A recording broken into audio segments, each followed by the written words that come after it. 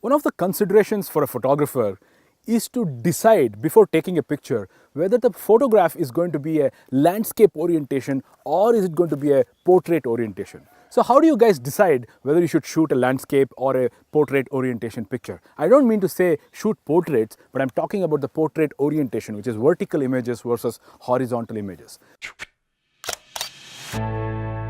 By the way, can I please request you to subscribe to this channel so that you get all the updates that we send. Also, it's a good idea to hit the bell icon so that you get instant notifications when we have new content.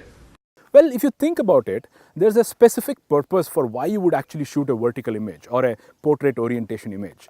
Let's say you want to take a picture for the cover of a magazine. I really love to take pictures for the cover of magazines and books. So it's really evident that the photograph has to be cropped to frame a vertical composition, right? So how about going and making a photograph on the field itself for that kind of a usage, which means if I have two monitor lizards fighting and I intend to envision this photograph on the cover of a magazine, I would probably compose it vertically in the portrait orientation. Or let's say you have an intent to make a double spread image of a magazine's cover story this time. It's not the cover page, but a cover story. So that's very evident that we'll use a photograph on both the pages. So we'll use a landscape orientation to make that photograph. But otherwise, depending on what's your subject, it's very easy for you to decide whether it should be a vertical composition or a horizontal one. So let's do this. Whenever you're taking a picture, let's say it's a giraffe.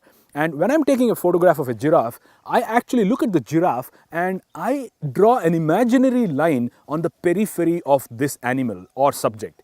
When you get a rectangle of this box, you just see if the width of the box is smaller than the height of the box, then it's obviously a vertical composition. Likewise, if you're taking a picture of an elephant which is moving across your frame, and if you draw this imaginary box, you will notice the rectangle is wider than it is taller. So it makes it very obvious for us to compose an image which is horizontal or landscapes. So if you apply a little bit of brain and think about what you're actually doing and where you actually will intend to use this image after you have shot it, it makes it easy for you to compose your images either horizontally or vertically.